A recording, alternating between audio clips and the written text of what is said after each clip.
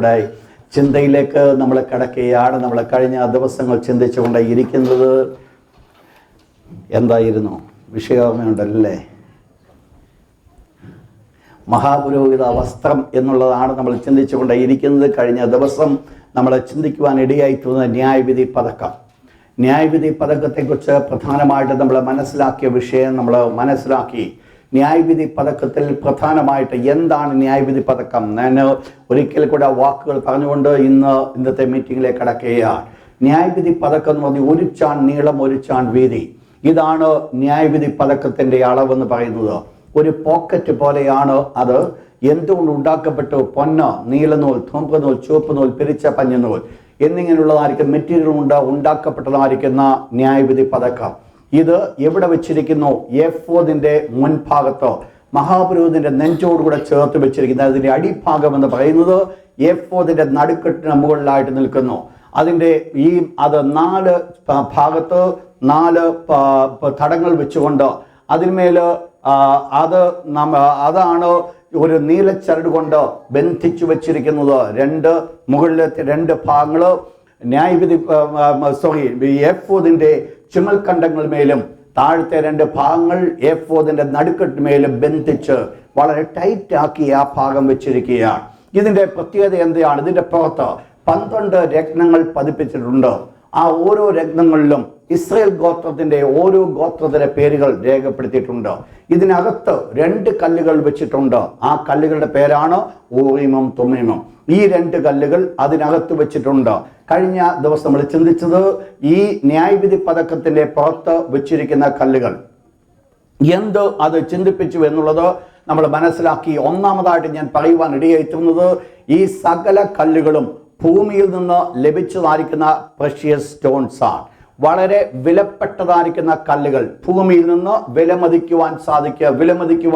ഏറ്റവും വിലമതിക്കുവാൻ സാധിക്കുന്ന ഭൂമിയിലെ ഒരു പ്രൊഡക്റ്റ് ആണ് ഈ 12 രത്നങ്ങൾ. ശ്രദ്ധിക്കണമേ നിങ്ങൾ ആ ഭാഗം. ഭൂമിയിൽ ലഭിക്കുവാൻ സാധിക്കുന്ന, ഭൂമിയിൽ നിന്ന് ഭൂമിയിൽ നിന്ന് ലഭിക്കുന്നതായിരിക്കുന്ന രത്നങ്ങളാണ് മഹാപുരോഹിതന്റെ നെഞ്ചത്ത് വച്ചിരിക്കുന്നത്. അത് എന്തിനെ വെളിപ്പെടുത്തുന്നു? ഈ ഭൂമിയിൽ വിലപ്പെട്ടതായിരിക്കുന്ന 12 കാര്യങ്ങൾ. ഇസ്രായേൽ മക്കളുടെ ചരിത്രത്തിലേക്ക് നമ്മൾ കടന്നു വരുമ്പോൾ മഹാപുരോഹിതന്റെ നെഞ്ചത്ത് ഈ 12 ഗോത്രങ്ങളെ വെച്ചിരിക്കുന്നത് പറഞ്ഞാൽ ഈ 12 ഗോത്രങ്ങൾ മഹാപുരോഹിതന് വളരെ വാല്യുബിളാണ്. നമ്മൾ ദൈവം സഹായിക്കുന്നതിൽ അടുത്ത ദിവസങ്ങളിൽ മഹാപൗരോഹിത്യ ശുശ്രൂഷയെക്കുറിച്ച് നമ്മൾ പഠിക്കുന്നതായിരിക്കുമെന്ന് ഡീറ്റെയിൽ ആയിട്ട് നമ്മൾ ആ വിഷയങ്ങളൊക്കെ മനസ്സിലാക്കി. ഞാൻ ഇന്ന് ഈ വിഷയത്തിൽ മാത്രം ഞാൻ നിൽക്കുവാൻ ആഗ്രഹിക്കുന്നു. കാരണം നമ്മൾ തുടർന്ന് വരുമ്പോൾ വളരെ വിലപ്പെട്ടതായിരിക്കുന്ന കാര്യങ്ങളാണ് നമ്മൾ പഠിക്കുവാൻ പോകുന്നത്. ഇവിടെ എന്താ വിഷയമായിരിക്കുന്നത്? ഭൂമിയിൽ നിന്ന് ലഭിച്ചതായിരിക്കും വിലപ്പെട്ട പ്രൊഡക്ട്സ്. അതാണ് മഹാപുരോഹിതനെ നെഞ്ചത്ത് വെച്ചിരിക്കുന്നത് എന്ന് പറഞ്ഞാൽ അഹരോന്റെ ജീവിതത്തിൽ വിലപിടിപ്പുള്ള ഒന്ന് പറയുന്നത് ഇസ്രായേലിന്റെ 12 ഗോത്രങ്ങൾ. ആ 12 ഗോത്രങ്ങളെയാണ് താൻ നെഞ്ചത്ത് വെച്ചിരിക്കുന്നത്. നമ്മൾ അതിൽ കൂടെ ഒരു കാര്യം മനസ്സിലാക്കി. തൻ്റെ നെഞ്ചോടുകൂടെ ചേർത്താണ് ഈ കല്ലുകളെ വെച്ച് എന്ന് പറഞ്ഞാൽ ഇസ്രായേൽ ഗോത്രം ആസ് എ നേഷനായിട്ട് മഹാപുരോഹിതന്റെ നെഞ്ചോട് ചേർന്ന്, അഥവാ തൻ്റെ സ്നേഹം രുചിച്ചറിയുവാൻ, തൻ്റെ സ്നേഹം പകർന്നു കൊടുക്കുവാൻ തക്കവണ്ണം ദൈവമാക്കി വെച്ചു. ഇതിന്റെ പശ്ചാത്തലത്തിൽ നമ്മളൊരു വാക്യപ്രാരെ കാണുവാനായിട്ട് ഇടയായിത്തീർന്നു. ദൈവം പത്രോസിനോട് കർത്താവായ യേശു പ്രാരെ ചോദിച്ചു, ബെറിയോന ശിമോനെ, നീ ഇവരിലധികമായി നീ എന്നെ സ്നേഹിക്കുന്നുവോ? പത്രോസ് പറഞ്ഞു, കർത്താവേ, നീ അറിയുന്നു. യേശു പത്രോസിനോട് പറഞ്ഞൊരു കാര്യമുണ്ട്, എൻ്റെ ആടുകളെ പാലിക്കുക. അപ്പോൾ ആടുകളെ പാലിക്കുന്നതിന് മുമ്പ് ദൈവം ആഗ്രഹിച്ച ഒരു ക്വാളിറ്റി, ദൈവം ആഗ്രഹിച്ച ഒരു ഗുണമാണ് ദൈവത്തെ സ്നേഹിക്കുന്നു. എന്തുകൊണ്ട് ദൈവത്തെ സ്നേഹിക്കുവാൻ ദൈവം ചോദിച്ചു? അതിന് പ്രധാനപ്പെട്ട കാരണം ദൈവത്തെ സ്നേഹിക്കുന്നവർ മാത്രമേ ആടുകളെ പാലിക്കുവാനായിട്ട് സാധിക്കുകയുള്ളൂ. ആടുകളെ പാലിക്കുക എന്ന് പറഞ്ഞാൽ ഞാൻ ആ വേർഡ് തിരുത്തിക്കൊണ്ട് ആടുകളെ സ്നേഹിക്കുവാനായിട്ട് സാധിക്കുകയുള്ളൂ. ആടുകളെ പാലിക്കുക എന്ന് പറയുന്നത് നമ്മൾ പിന്നീട് ചിന്തിക്കും. അപ്പോൾ ഈ പത്തിയമാരിക്കുന്ന ഭാഗത്ത് നിന്നുകൊണ്ട് അഹരോൻ തന്റെ നെഞ്ചോട് ചേർത്ത് വെച്ചിരിക്കുന്ന 12 കല്ലുകൾ ഇതിൽ കൂടെ നമ്മൾ കണ്ടു. മഹാപുരോഹിതനാകുന്ന യേശു ഇന്ന് നമ്മെ നെഞ്ചോട് ചേർത്ത് വെച്ചിരിക്കുന്നു. യേശു ക്രിസ്തു പിതാവിന്റെ മുൻപിൽ നമുക്ക് വേണ്ടി പക്ഷപാതം വഹിച്ചുകൊണ്ടിരിക്കുമ്പോൾ യേശു ക്രിസ്തുവിന് നമ്മൾ വളരെ വിലയുള്ളവരാണ്. ആ പ്രത്യേകമായിരിക്കുന്ന ഭാഗങ്ങൾ നമ്മൾ കഴിഞ്ഞ ദിവസങ്ങളിൽ നമ്മൾ ചിന്തിക്കുവാനായിട്ട് ഇന്ന് രാത്രി അതിൻ്റെ മൂന്നാമത്തെ വിഷയത്തിലേക്ക് ഞാൻ കടന്നു വരുവാൻ ആഗ്രഹിക്കുകയാണ്. തേർഡ് പോയിന്റ്, മൂന്നാമത്തെ പോയിന്റ്. കഴിഞ്ഞ ക്ലാസ്സിൽ 2 പോയിന്റാണ് നമ്മൾ കണ്ടത്. ഇന്ന് രാത്രി മൂന്നാമത്തെ പോയിന്റിലേക്ക് ഞാൻ കടന്നു വരികയാണ്. മൂന്നാമത്തെ പോയിന്റ് എന്ന് പറയുന്നത് വായിച്ചിട്ട് അതിൻ്റെ 28-ാം അധ്യായം, പുറപ്പാട് പുസ്തകം ചാപ്റ്റർ 28, പുറപ്പാട് പുസ്തകം 28-ാം അധ്യായം അതിന്റെ 21-ാമത്തെ വാക്യം.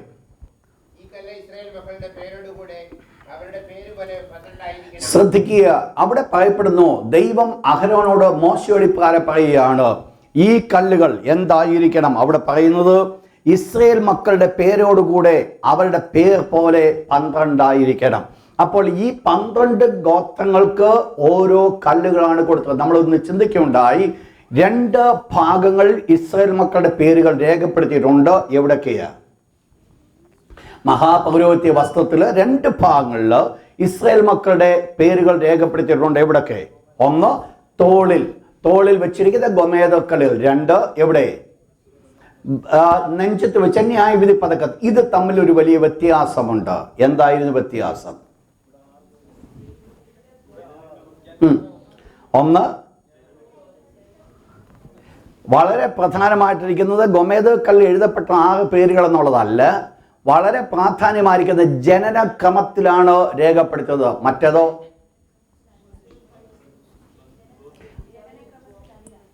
പിന്നെ എങ്ങനെയാ? അവരെ പൊസിഷൻ അനുസൃതമായിട്ട്, അവരെ ആക്കി വെച്ചിരിക്കുന്ന ശുശ്രൂഷയ്ക്ക് അനുസൃതമായിട്ടാണ് അവിടെ കല്ലുകൾ രേഖപ്പെടുത്തി. ശ്രദ്ധിച്ചോണേ, ആ ഒരു പോയിന്റ് പ്രധാനമായിട്ട് ശ്രദ്ധിച്ചോണം. ഗോമേദ് കല്ലുകൾ രേഖപ്പെടുത്തി വെച്ചിരിക്കുന്നത് ജനനക്രമത്തിലാണ്. എന്നാൽ ന്യായവിധി പതക്കത്തിൽ രേഖപ്പെടുത്തി വെച്ചിരിക്കുന്ന ജനനക്രമത്തിലല്ല. പിന്നെയോ അവരുടേതായിരിക്കുന്ന പൊസിഷൻ അനുസരണമായിട്ട്. നമ്മൾ ഇന്ന് കഴിഞ്ഞ ആഴ്ച നമ്മൾ ചിന്തിച്ചു, ഇസ്രായേൽ മക്കൾക്ക് എങ്ങനെയെങ്കിലും യാത്ര പുറപ്പെടുവാൻ സാധ്യമല്ല. ഇസ്രായേൽ ഗോത്രം പാർക്കേണ്ടതും യാത്ര പുറപ്പെടേണ്ടതും പാർക്കേണ്ടത് സമാഗമന കൂടാരത്തിനോ ചുറ്റുപാടുമായിട്ട്. അത് 4 സ്ഥലങ്ങളിലായിട്ട് ഓരോ വശത്തും എത്ര ഗോത്രം വെച്ചുണ്ട്? ഓരോ വശത്തും എത്ര ഗോത്രം വെച്ചുണ്ട്? 3 ഗോത്രം വെച്ച്. ഒരു വശത്ത് കിഴക്ക് വശത്ത് 3 ഗോത്രം, വടക്ക് 3 ഗോത്രം, തെക്ക് 3, പടിഞ്ഞാറ് 3. ഓരോ വശത്ത് 3 ഗോത്രങ്ങൾ വെച്ച്. ആ 3 ഗോത്രങ്ങൾക്കും എന്തുണ്ടെന്ന് നമ്മൾ പഠിച്ചു. 3 ഗോത്രങ്ങൾക്കും ഓരോ കൊടിയുണ്ട്. എന്നാൽ ഈ 3 ഗോത്രങ്ങൾക്കും കൂടെ ഏതുണ്ട്? ഒരു കൊടിയുണ്ട്. അത് ആരുടെ കൊടിയായിരിക്കും? ആ കൂട്ടത്തിൻ്റെ നേതൃത്വത്തിൻ്റെ കൊടി. നിങ്ങൾ ശ്രദ്ധിച്ചോണേ, ഇതെല്ലാം ഓർമ്മ വെച്ചോണേ. ഈ കൂട്ടത്തിൻ്റെ ഈ 3 ഗോത്രങ്ങൾക്ക് ഒരു തലവനുണ്ട്. ആ തലവൻ അതൊരു ഗോത്രമാണ്. ആ തലവനാണ് അദ്ദേഹത്തിന് കൊടുത്തിരിക്കുന്ന വടി കയ്യിൽ പിടിച്ചുകൊണ്ട്, കൊടി പിടിച്ചുകൊണ്ട് മുൻപോട്ട് കടന്നു പോകുന്നത്. അപ്പോൾ ഇവരെല്ലാവരും മാർച്ച് ചെയ്യുന്നത് കാണുമ്പോൾ തന്നെ നിങ്ങൾക്ക് മനസ്സിലാക്കുവാൻ സാധിക്കും, ചതഞ്ഞെന്ന് പറഞ്ഞുകൊണ്ടല്ല അവർ പോകുന്നത്. നല്ല ഒരു മിലിറ്ററി മാർച്ച്. കൊടിയും കൈ പിടിച്ചുകൊണ്ട് പോകുന്ന പോക്ക് കണ്ടാൽ ഇതുപോലെ ഇരിക്കുന്ന ഒരു കൂട്ടമാണെന്ന് മനസ്സിലാക്കാം, അല്ലേ? ഓക്കെ. അപ്പോൾ എന്താ ഇതിൻ്റെ പ്രത്യേകത? നിങ്ങൾ ഒരു കാര്യം മനസ്സിലാക്കണം. ദൈവ സന്നിധാനത്തിൽ വരുന്നതിന് വന്നു കഴിഞ്ഞാൽ ഈ ചതഞ്ഞ പരിപാടിയില്ല. അതുകൊണ്ട് എന്തോ ഉണ്ടെന്നറിയാമോ? ദൈവസന്നിധാനത്തിൽ ചതഞ്ഞിരുന്ന് കഴിഞ്ഞാലുള്ള ഗുണം എന്നാണെന്നറിയാം? ഒരു നല്ല ഗുണമുണ്ട്. വായിച്ചു യെരമ്യാ 11:48-10. ജെറമ്യാ ചാപ്റ്റർ 48:10. അത് ശബ്ദമുയർത്തി എല്ലാവരും കൂടെ വായിക്കണം കേട്ടോ. എല്ലാവരും വാക്യം നിർത്തി അത് വായിക്കാൻ പറഞ്ഞ് മറന്നു പോകരുന്ന ഉദ്ദേശം ഉണ്ടാകും കേട്ടോ. മലയാളം ബൈബിളിൽ 771 പേജ് നമ്പർ 10ാമത്തെ വാക്യം എല്ലാവരും കൂടെ ശബ്ദമുയർത്തി നമ്മൾ വായിക്കുന്നത് ജെറമ്യാ ചാപ്റ്റർ 48:10. 48:10 വായിച്ചാട്ടെ. മനസ്സിലായോ? ചതഞ്ഞിരുന്നുള്ള ഗുണം എന്നാന്നറിയാവോ? എന്താ ഉണ്ട് ഗുണം? കേക്കട്ടെ. ശാപമുണ്ട്, അത് അനുഗ്രഹമുണ്ട് കേട്ടോ. ഇങ്ങനെയുള്ള വലിയൊരു അനുഗ്രഹം ഈ ഇരിപ്പിനകത്തുണ്ട്. എന്നാൽ ഞാൻ ഓർപ്പിക്കട്ടെ, ദൈവസന്നിധി വരുമ്പോൾ ഉള്ള ജീവനൊക്കെ വെളിപ്പെടുത്തേണ്ട സ്ഥലമാണ് ദൈവസന്നിധാനം. ഓക്കെ, ഞാൻ മുൻപോട്ട് കടന്നു പോകട്ടെ. എന്താ ഇവിടുത്തെ വിഷയം? ഇവിടെ നമ്മൾ ചിന്തിച്ചു വന്ന വിഷയം നിങ്ങൾ ഈ പറഞ്ഞത് ശ്രദ്ധിച്ചോണേ.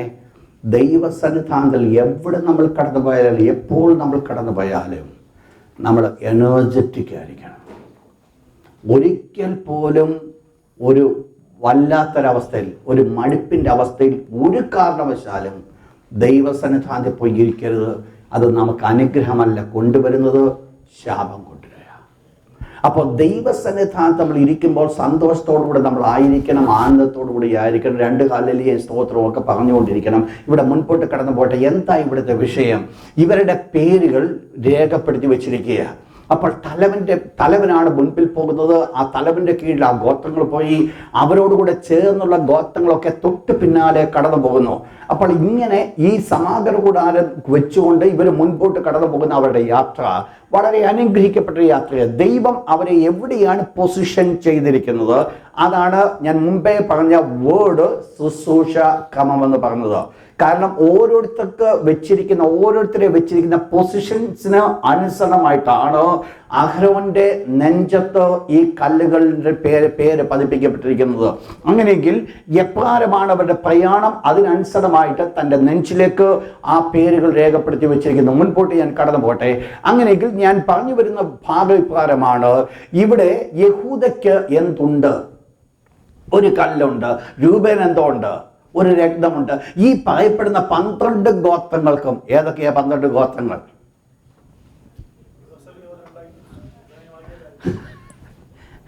യോസെഫിനെ 2 തിരിച്ചു. അപ്പൊ എത്ര ഗോത്രമായി?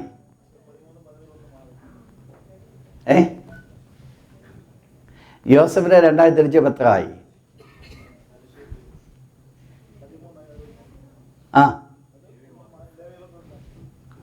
ലേവി ഗോത്രത്തെ മാറ്റി. ഓക്കെ,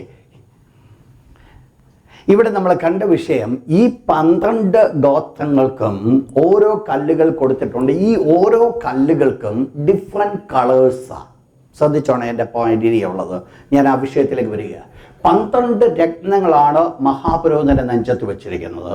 അതിൽ ഒരു കല്ലിൽ യഹൂദയെന്നും, വേറൊരു കല്ലിൽ ദാൻ എന്നും, വേറൊരു കല്ലിൽ രൂബേൻ എന്നും, വേറൊരു കല്ലിൽ മനശ്ശെ എന്നും എഫ്രൈം എന്നുമുള്ള പേരുകൾ രേഖപ്പെടുത്തി വെച്ചിരിക്കുമ്പോൾ ഓരോ കല്ലുകളും റെപ്രസെന്റ് ചെയ്യുന്നത് അതത് ഗോത്രങ്ങളെയാണ്. ശ്രദ്ധിച്ചോണേ എൻ്റെ പോയിന്റ്. ഓരോ കല്ലുകൾ റെപ്രസെന്റ് ചെയ്യുന്നത് അതത് ഗോത്രങ്ങളെയാണ് എന്ന് പറഞ്ഞാൽ ഇത് എല്ലാം കൂടെ പണ്ട് മുമ്പേ കണ്ട പോലെ ഗോമേദ് കല്ല് എടുത്തിട്ട് അങ്ങ് പതിപ്പിക്കുകയായിരുന്നില്ല. പിന്നെയോ ഇപ്പോൾ ഇവർ ചെയ്യുന്നത് ഓരോ ഗോത്രങ്ങൾക്കും ഓരോ കല്ല് കൊടുത്തു എന്ന് പറഞ്ഞാൽ ആ കല്ലാണ് ആ ഗോത്രത്തെ വെളിപ്പെടുത്തുന്നത്. ശ്രദ്ധിച്ചോണേ ഞാൻ പറയുന്ന പോയിന്റ്. ആ കല്ലുകളാണ് ആ ഗോത്രത്തെ വെളിപ്പെടുത്തുന്നത്.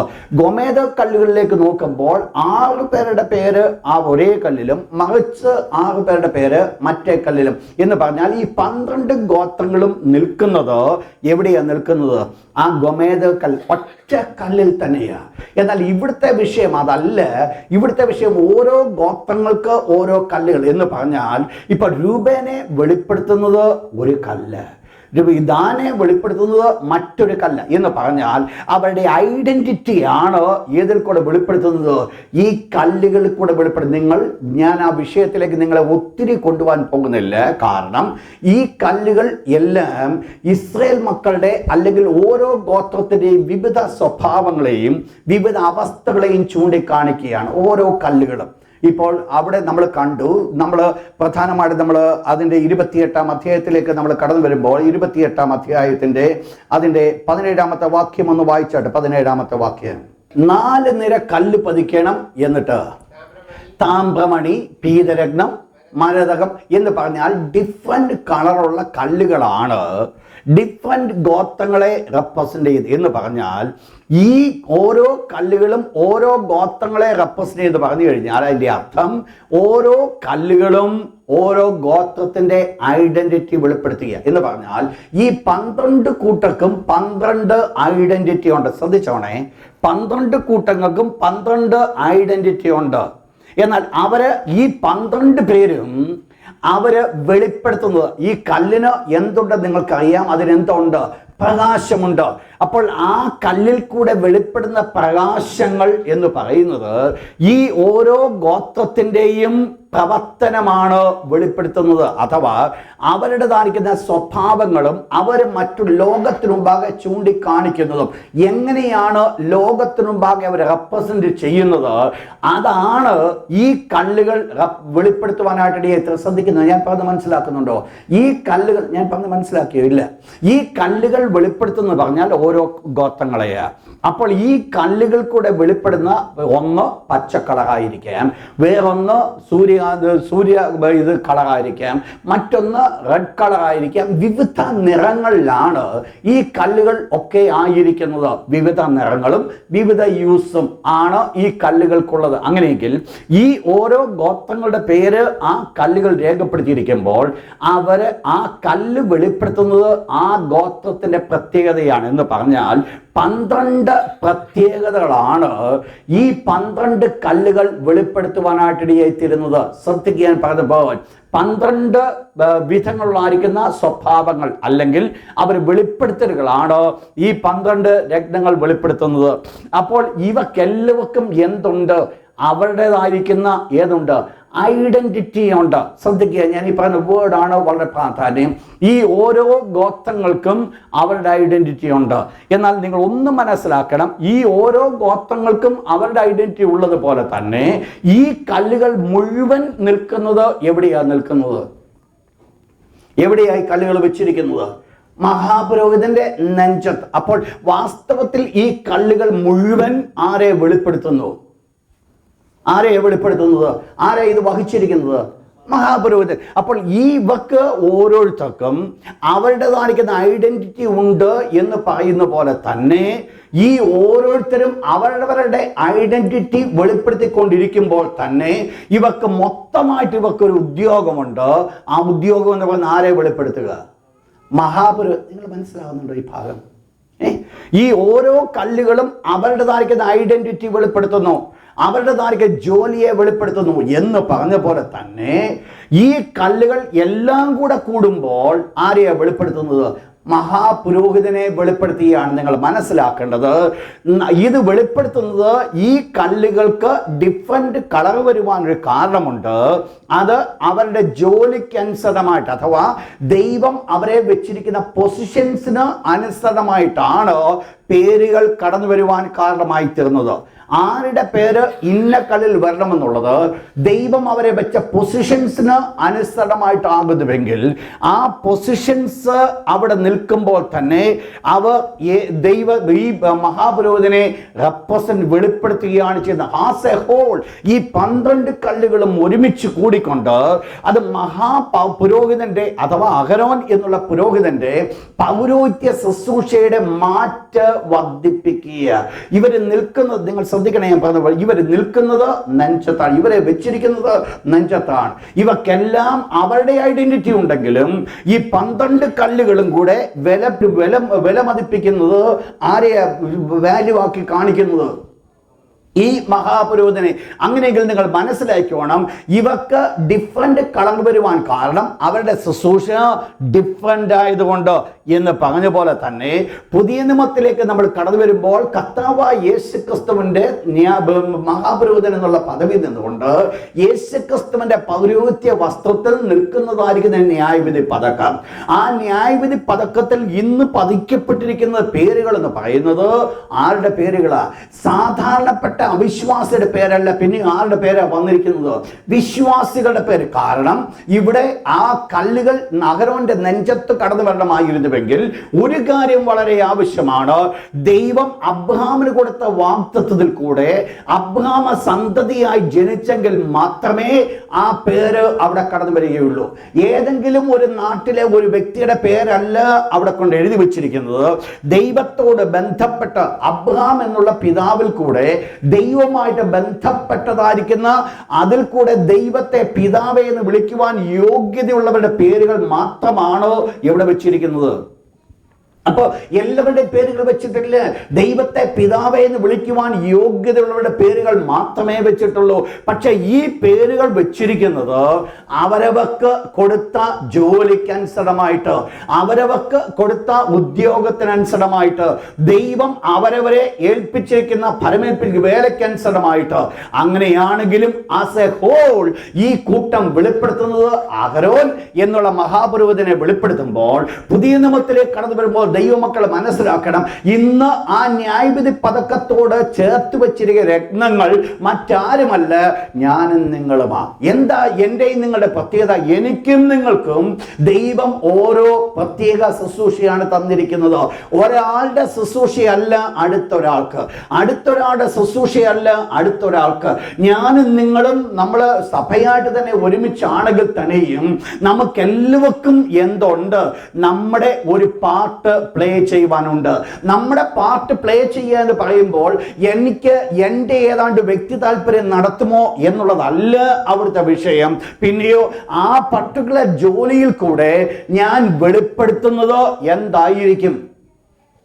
ആസ് എ ഹോൾ ഞാൻ വെളിപ്പെടുത്തുന്നത്, നമ്മൾ എല്ലാവരും കൂടി ഒരുമിച്ച് നിൽക്കുമ്പോൾ വെളിപ്പെടുത്തേണ്ടത് ഒന്ന് മാത്രമായിരിക്കും. ആരെയായിരിക്കും വെളിപ്പെടുത്തേണ്ടത്?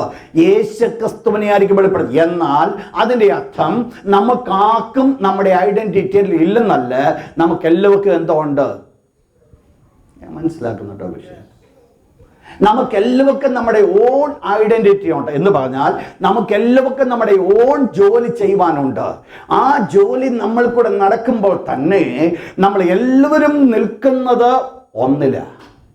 എല്ലാവർക്കും വെളിപ്പെടുത്തുവാൻ ഒന്നേ ഉള്ളൂ. എല്ലാവരും വെളിപ്പെടുത്തേണ്ടത് ആ മഹാപുരോഹിതനെ. ഏതാ മഹാപുരോഹിതൻ? കർത്താവായ യേശു. അപ്പോൾ നിങ്ങൾ മനസ്സിലാക്കണം, എന്നെയും നിങ്ങളെയും കൊണ്ട് അവിടെ നിർത്തിയിരിക്കുമ്പോൾ എന്നിലും നിങ്ങൾ കൂടെ പല വ്യത്യസ്തമാർഗ ജോലികൾ നമ്മൾ കൂടെ വെളിപ്പെട്ടാലും നമ്മൾ കൂടെ വെളിപ്പെടേണ്ട ഒന്നുണ്ട്.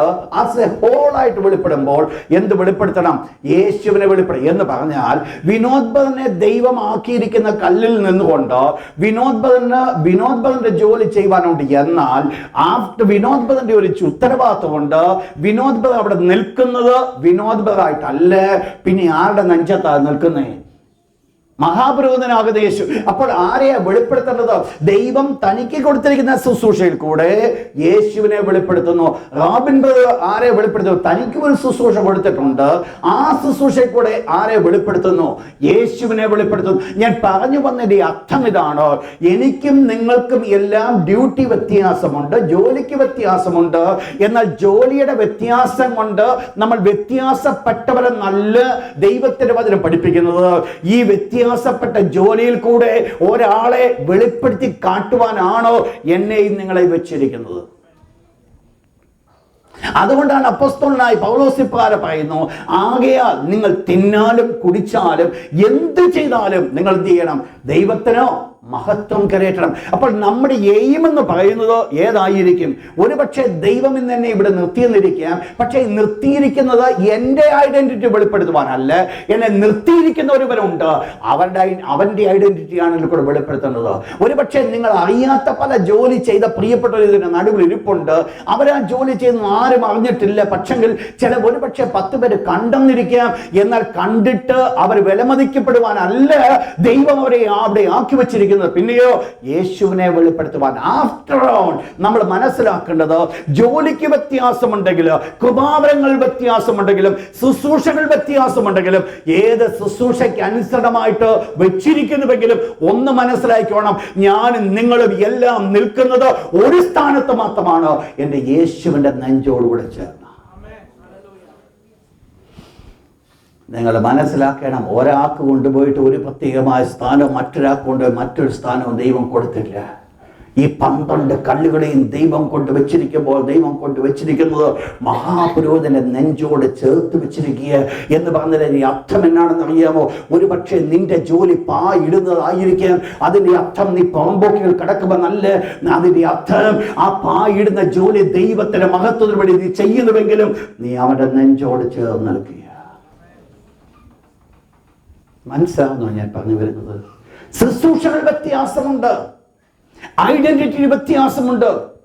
ഐഡന്റിറ്റി വ്യത്യാസമുണ്ട് എന്നുള്ളത് കൊണ്ട് ഞാൻ ആരുമല്ലെന്നല്ല അതിൻ്റെ അർത്ഥം. നിങ്ങൾ മനസ്സിലാക്കണം. ഒരുപക്ഷെങ്കിൽ ഒരു ശുശ്രൂഷയ്ക്ക് വേണ്ടി നേതൃത്വം കൊടുക്കുന്ന ഒരു വ്യക്തിക്ക് ഉയർന്ന സ്ഥാനം സ്വന്തത്തിലെ ദൈവം കൊടുക്കുവാൻ ആഗ്രഹിക്കുന്നില്ല. ദൈവം നോക്കുന്ന ഒരൊറ്റ കാര്യമേ ഉള്ളൂ. ആ ശുശ്രൂഷയുടെ പിന്നിൽ സെൻസുകാട് ദൈവമേ നിന്റെ നാമം മഹത്വപ്പെടണമെന്ന് പറഞ്ഞുകൊണ്ട് പ്രാർത്ഥിച്ചുകൊണ്ട് ഒരുപക്ഷെ വീട്ടിൽ നിന്ന് കടന്നു വരുന്നവനായിരിക്കും ഇതിനേക്കാൾ പ്രതിഫലം പ്രാപിക്കാൻ പോകുന്നത്. കാരണം എന്നാണെന്നറിയാമോ? ദൈവം നോക്കുന്ന ഒന്നേ ഉള്ളൂ. നിന്നെ ഏൽപ്പിച്ചു നൽകുന്ന കൊച്ചു ജോലിയായിരിക്കാം, വലിയ ജോലിയായിരിക്കാം. ആ ജോലി എത്രമാത്രം ദൈവത്തിന്റെ മഹത്വത്തിന് വേണ്ടി എന്നിലും നമ്മൾ കൂടെ വെളിപ്പെടുന്നത് മാത്രമാണ് യേശുവിനെ കാണുവാനുള്ളത്. മനസ്സിലാകുന്നോ നിങ്ങൾക്ക്? അതുകൊണ്ട് ജോലിക്ക് മാറ്റങ്ങൾ ലോകം കൽപ്പിക്കുമായിരിക്കുക. പക്ഷെങ്കിൽ സ്വർഗത്തിലെ ദൈവത്തിന് മുൻപിൽ നിന്റെ ജോലിക്ക് ഉള്ള മാറ്റം ദൈവത്തിന് മുൻപിലില്ല.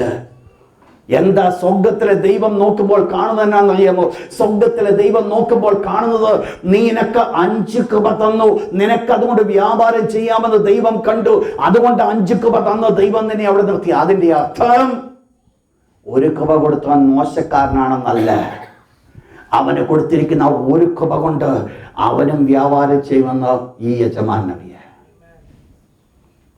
5 താലന്തുകാരൻ എത്രമാത്രം വിശ്വസ്തയോടുകൂടെ വ്യാപാരം ചെയ്യുന്നുവോ അതുപോലെ 1 താലന്തുകാരനും വിശ്വസ്തയോടുകൂടെ വ്യാപാരം ചെയ്താൽ 5 താലന്തുകാരന്റെ പ്രതിഫലമാണ് 1 താലന്തുകാരനുള്ളത്.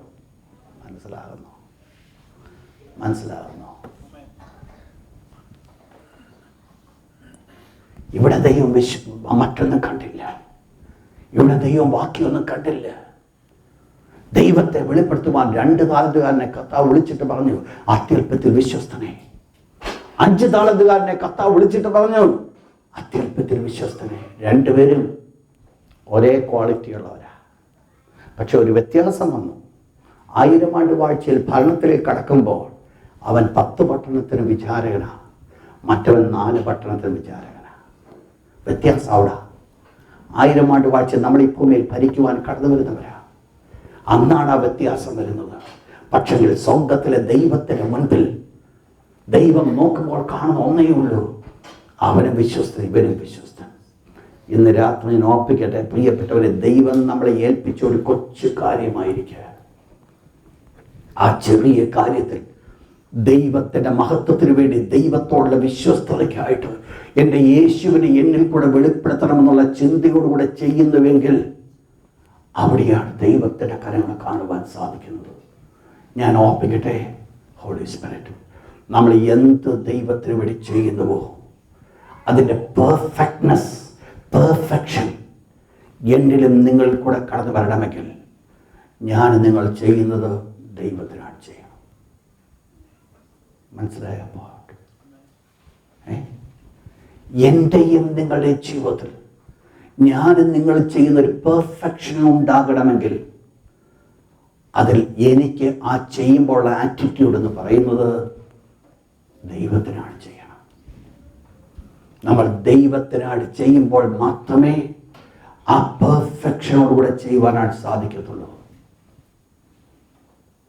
അവിടെയാണ് പെർഫെക്ഷൻ. നമ്മുടെ ഒരുക്കത്തിൻ്റെ പെർഫെക്ഷൻ, പള്ളിയിൽ കടന്നു വരുന്നതിൻ്റെ പെർഫെക്ഷൻ, പ്രാർത്ഥന ഇരിക്കുന്നതിൻ്റെ പെർഫെക്ഷൻ, ഏത് പെർഫെക്ഷനെ നമ്മൾ നോക്കിയോ അതിനകത്ത് എൻ്റെ ഹൃദയത്തിന് തുല്യമായിട്ട്, എൻ്റെ ഹൃദയത്തിനനുസരമായിട്ട് അതിന് തുല്യമായിട്ട് പോകണമെങ്കിൽ എനിക്ക് വേണ്ടത് ഞാൻ ദൈവത്തിനാണ് ചെയ്യുന്നു എന്നുള്ള കാഴ്ചപ്പാട് ഉണ്ടായിരിക്കണം.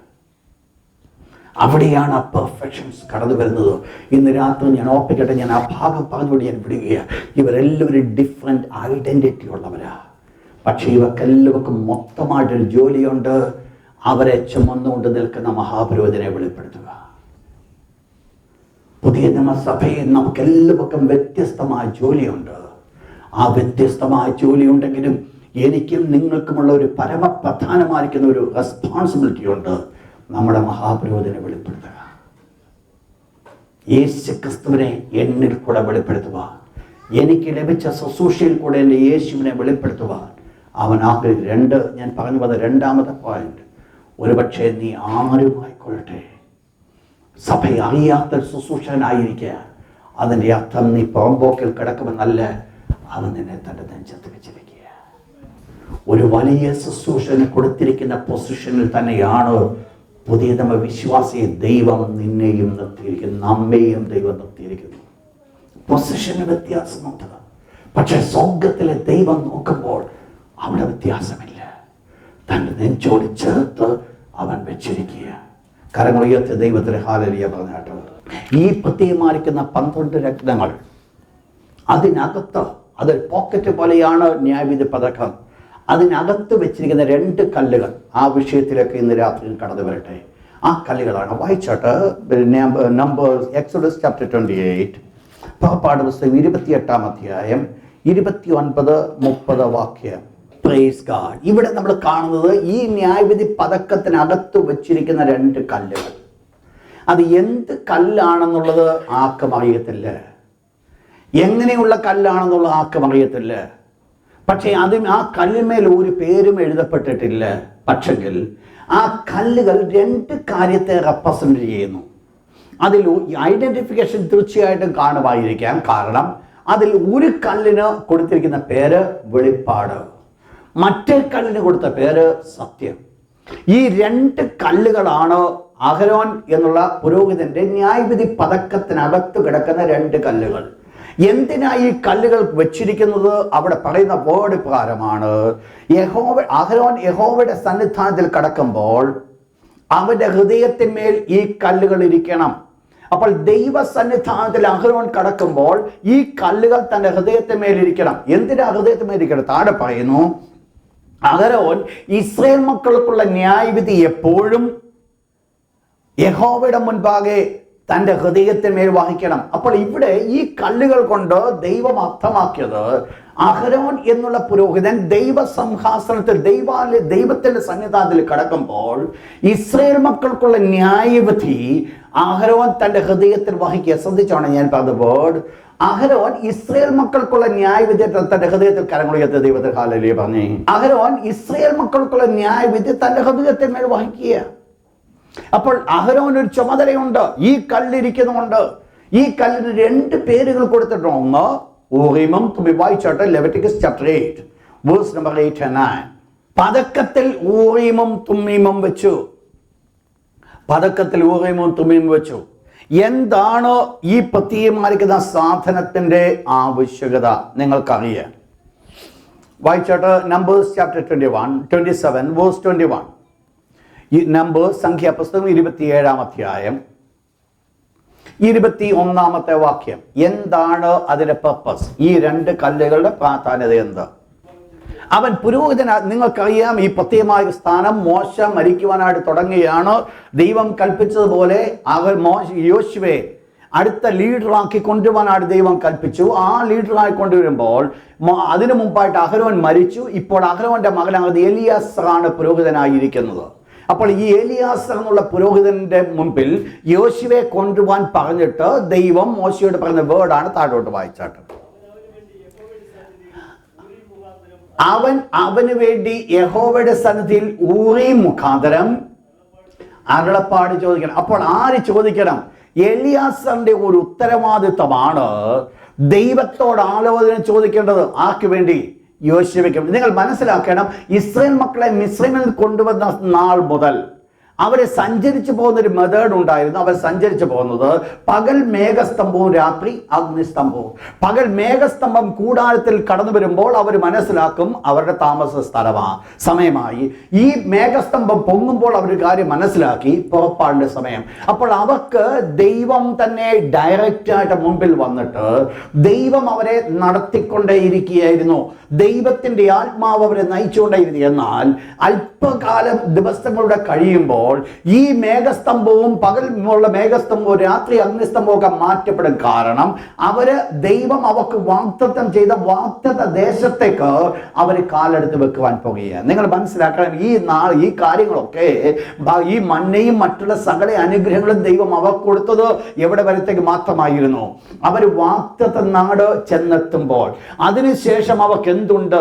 സ്വർഗീയ മന്ന അവർക്ക് വേണ്ട എന്നല്ല, അതിൻ്റെ ആവശ്യം അവിടെ ഇല്ല, കാരണം കനാൻ നാട്ടിലെ വിളവ് അവിടെ ഉണ്ട്.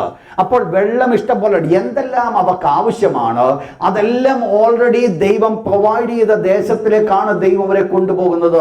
അതുകൊണ്ട് അവിടെ ചെല്ലുമ്പോൾ ഇവർക്ക് ആവശ്യമില്ല. എന്നാൽ ഇവർക്ക് ഒരു കാര്യം ആവശ്യമാണ്, ദൈവത്തിന്റെ ആലോചന ഇവർക്ക് ആവശ്യമാണ്. എങ്ങനെയാണ് പോകേണ്ടത്, ആരോടാണ് യുദ്ധം ചെയ്യേണ്ടത്, എവിടെയാണ് പാളയം ഇറങ്ങേണ്ടത്, ഇങ്ങനെയുള്ള ഒന്നും അറിയത്തില്ല. പക്ഷെ ഈ സ്ഥാനത്ത് ദൈവം പറഞ്ഞു, മഹാപുരോഹിതനാകുന്ന എലിയാസ് ഈ ഊരീം മുഖാന്തരമായിട്ട് ദൈവത്തോട് ആലോചന ചോദിക്കണം. ആർക്ക് വേണ്ടി? യോശുവയ്ക്ക് വേണ്ടി. എന്ന് പറഞ്ഞാൽ ദൈവത്തിന്റെ വെളിപ്പാട് പ്രാപിക്കുവാൻ തക്കവണ്ണം ദൈവസന്നിധാനത്തിലേക്ക് കടക്കുമ്പോൾ അതിനുവേണ്ടി ഉപയോഗിക്കപ്പെടുന്ന കല്ലുകളാണ് ഊറീമും തുമ്മീമും എന്ന് പറയുന്നത്. എന്ന് പറഞ്ഞാൽ ഇതിൽ കൂടെയാണ് ദൈവത്തിന്റെ ആലോചന ലഭിച്ചത്. എന്ന് പറഞ്ഞാൽ കങ്കട്ടുകാരൻ കല്ലുകൊണ്ട് കളിക്കുന്ന കളിയല്ല ഞാനിവിടെ പറഞ്ഞു വരുന്നത്. അതും ഇതുമായിട്ട് വ്യത്യാസമുണ്ട്. എന്തിനായി കല്ലെന്നുള്ളത് ഞാൻ പറഞ്ഞു വരാം. അതിന്റെ പർപ്പസ് അല്ല ഇവിടെ ഉള്ളത്. ഇവിടെ എന്താ ഇതിന്റെ അർത്ഥം? രണ്ട് കല്ലുകൾ. ഈ കല്ലുകൾ കൊണ്ട് എന്ത് സംഭവിക്കുന്നു? ദൈവത്തിന്റെ ആലോചന താൻ പ്രാപിക്കുക. ഇവിടെ പറയപ്പെടുന്ന ഇസ്രായേൽ മക്കൾക്കുള്ള ന്യായവിധി അഹരോൻ തന്റെ ഹൃദയത്തിൽ വഹിക്കണമെന്നുള്ളത് ആ വേർഡ് നമ്മൾ പഠിക്കുമ്പോൾ അവിടെ കാണുന്നത് ന്യായവിധി, ജഡ്ജ്മെന്റ് എന്നുള്ളതല്ല, പിന്നെ റെവലേഷൻ, വെളിപ്പാടാണ് താൻ ഹൃദയത്തിൽ വഹിക്കേണ്ടത്. എന്ന് പറഞ്ഞാൽ ഒരു പുരോഹിതനെ ദൈവമാക്കിയിരിക്കുമ്പോൾ പൗരോഹിത്യ ശുശ്രൂഷ ചില പ്രത്യേകമായിരിക്കുന്ന ക്വാളിറ്റി ഒരു പുരോഹിതൻ ഉണ്ടായിരിക്കണം. ഞാൻ ഊറീമും തുമ്മീമിലേക്ക് കടന്നു വരട്ടെ. ഊറീം ഒന്ന് നോട്ട് ചെയ്താട്ട്. ഊറീം എന്താണ്? ഊറീം ഊറീം എന്ന് പറയുന്നത് ഉ എന്നുള്ളതിന്റെ പ്ലൂറൽ ടെൻസ് UWR. UWR ഊറീം എന്നുള്ള സ്പെല്ലിംഗ് നമുക്കറിയാം. URIM ഊറീം. ഊറീം എന്നുള്ളത് ഉർ എന്നുള്ളതിന്റെ പ്ലൂറൽ ടെൻസ്. ഉർ എന്നുള്ളത് UWR. അതിന്റെ അർത്ഥം എന്ന് പറയുന്നത് ലൈറ്റ്സ്, ലൈറ്റ്, വെളിച്ചങ്ങൾ, അഥവാ ടു ഗീവ് ലൈറ്റ്, വെളിച്ചം കൊടുക്കുന്നത്.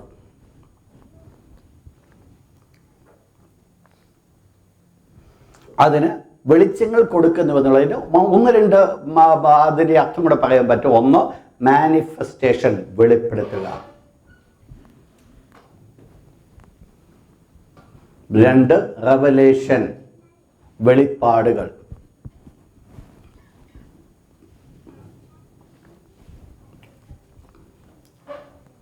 അപ്പോൾ ഊറീം എന്നുള്ള വാക്കിന്റെ അർത്ഥം ടു ഗീവ് ലൈറ്റ്, വെളിച്ചം കൊടുക്കുക, വെളിച്ചം പരത്തുക.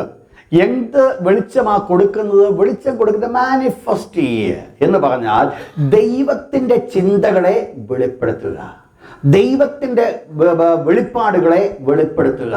ഞാൻ മുമ്പോട്ട് കടന്നു. രണ്ട് തുമ്മീം, THUMMIM. ടോം ബദറിനറിയാമോ? ടോം എന്നുള്ള വാക്കിന്റെ അർത്ഥം എന്തുവാണ്? പണ്ടാരോ അറിയാതിട്ട പേരല്ലേ? ഓക്കെ.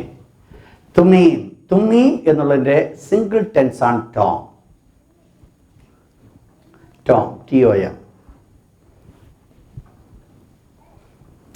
വേർഡിന് മീനിങ് കംപ്ലീറ്റ്നെസ്, പൂർണ്ണത. ശരിയായില്ലയോ സഹോദരി? പെർഫെക്ഷനസ്, പെർഫെക്ഷൻ, പൂർണ്ണത. ഓർ കംപ്ലീറ്റ് ട്രൂത്ത്, പൂർണ്ണമായിരിക്കുന്ന സത്യം. അപ്പോൾ ഇവിടെ നമ്മൾ കാണുന്നത് ഊറീം. ഊറീം എന്നുള്ള വാക്കിന്റെ അർത്ഥം ടു ഗിവ് ലൈറ്റ്, വെളിച്ചം കൊടുക്കുക. രണ്ട് തുമ്മീം. തുമ്മീം എന്നുള്ള വേർഡിന്റെ അർത്ഥം എന്ന് പറയുന്നത് കംപ്ലീറ്റ് ട്രൂത്ത്, പൂർണ്ണ സത്യം. അതാണ് രണ്ട് വേർഡുകളായിട്ട് ഇവിടെ കൊടുത്തിരിക്കുന്നത്. ഒന്ന് വെളിപ്പാട്, റെവലേഷൻ. രണ്ട് സത്യം, ട്രൂത്ത്. അപ്പോൾ ഈ രണ്ട് കല്ലുകളാണ് പുരോഹിതന്റെ ന്യായവിധി പതക്കത്തിനകത്ത് കിടക്കുന്നത്. എന്ന് പറഞ്ഞാൽ ദൈവം ഒരു പുരോഹിതനെ ആക്കി വെച്ചിരിക്കുമ്പോൾ ദൈവം പുരോഹിതന് കൂടെ പുരോഹിതനാകുവാനുള്ള യോഗ്യതയുണ്ട്. ആർക്കെങ്കിലും പോയി എടുത്തു ചാടി എടുക്കേണ്ട ഒരു ജോലിയല്ല പൗരോഹിത്യ ശുശ്രൂഷ. അതിന് ചില യോഗ്യതയെ ദൈവം വെച്ചിട്ടുണ്ട്. എന്താണ് പുരോഹിതനാകാനുള്ള യോഗ്യത? ഒന്ന് വായിച്ചോട്ട്, ഒന്ന് വാക്യത്തിലേക്ക് കടന്നു വരട്ടെ. വായിച്ചോട്ട്. Jeremiah chapter 18 verse 18. യിരെമ്യാ പുസ്തകം, യിരെമ്യാ പ്രവചനം 18-ാം അധ്യായത്തിലെ 18-ാമത്തെ വാക്യം. Jeremiah chapter 18 verse 18. അപ്പോൾ ഇവിടെ നമ്മൾ കാണുന്നത് പുരോഹിതന്റെ പക്കൽ നിർബന്ധമായിട്ടുണ്ടാകേണ്ട ഒരു കാര്യമാണ് ഏതാ? ഉപദേശം. അപ്പോൾ ഉപദേശം എന്ന് പറയുന്നത് പുരോഹിതനിൽ ഉണ്ടായിരിക്കണം. എന്താ what we mean by that? വായിച്ചിട്ട് മലാഖി പ്രവചനം 2-ാം അധ്യായം 7-8 വാക്യം. മലാഖി 2-ാം അധ്യായം 7-8 വാക്യം. പുരോഹിതൻ ആരായിരിക്കണം? പുരോഹിതൻ സൈന്യങ്ങളുടെ യഹോവയുടെ ദൂതനാകിയാൽ 2 ക്വാളിറ്റി. ഒന്ന്, അവന്റെ അധരങ്ങൾ പരിജ്ഞാനം സൂക്ഷിച്ചു വെക്കണം. അപ്പോൾ ഒന്ന്, പുള്ളിയിൽ എന്തോ ഉണ്ടാകണം? പരിജ്ഞാനം ഉണ്ടായിരിക്കണം. നോട്ട് ചെയ്താട്ടെ, ഒരു പുരോഹിതനാകാനുള്ള യോഗ്യത.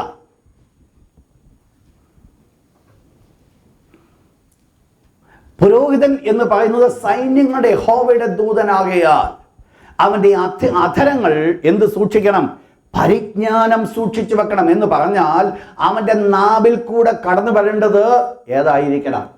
പരിജ്ഞാനത്തിന്റെ വാക്കുകളായിരിക്കണം. പരിജ്ഞാനത്തിന്റെ വാക്കുകൾ അവന്റെ നാവിൽ കൂടെ കടന്നു വരണമെങ്കിൽ അവന്റെ ഉള്ളിൽ എന്തോ ഉണ്ടായിരിക്കണം? പരിജ്ഞാനം ഉണ്ടായിരിക്കണം. കാരണം ഹൃദയം നിറഞ്ഞു കവിയുന്നത് എന്ത് ചെയ്യുന്നു? പ്രസ്താവിക്കുന്നു. അപ്പോൾ ആ ഹൃദയത്തിനകത്ത് പരിജ്ഞാനം ഉണ്ടെങ്കിൽ ആ പരിജ്ഞാനം വെളിപ്പെടേണ്ടത് വളരെ ആവശ്യമാണ്. അപ്പോൾ സൈന്യങ്ങളുടെ യഹോവ പുരോഹിതൻ സൈന്യങ്ങളുടെ യഹോവയുടെ ദൂതനാകിയാൽ അവന്റെ അധരങ്ങൾ പരിജ്ഞാനം സൂക്ഷിച്ചു വെക്കണം. 2, വായിച്ചെടുപ്പത്,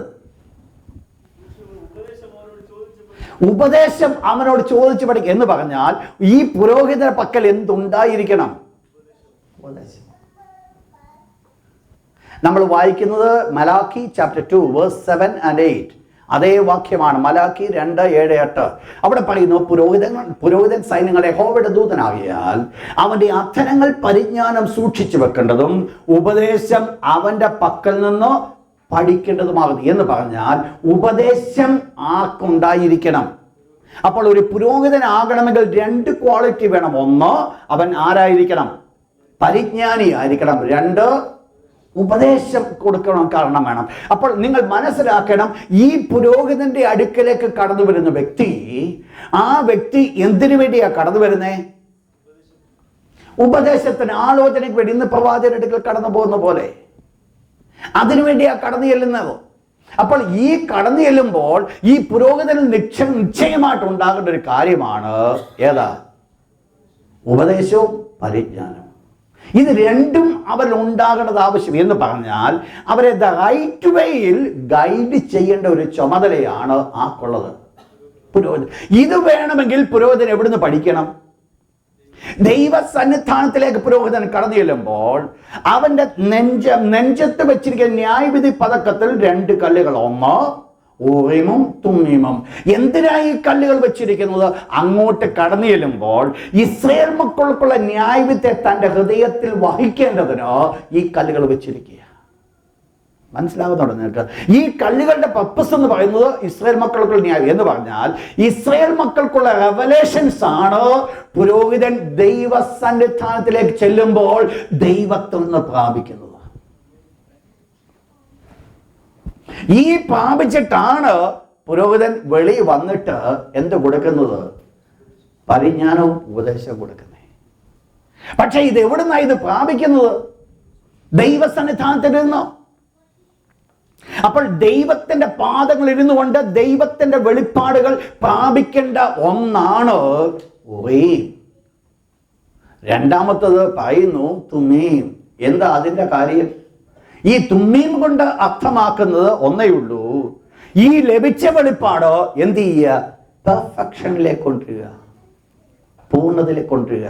വെളിപ്പാടും പിന്നെ കൂട്ടത്തിൽ എന്തോ ഉണ്ട്? ഈ വെളിപ്പാടും സത്യം കൂടെ കൂടിയെങ്കിൽ മാത്രമേ എന്ത് നടക്കത്തുള്ളൂ? ഈ വെളിപ്പാട് പ്രായോഗികമാകത്തുള്ളൂ. മനസ്സിലാകുന്നു?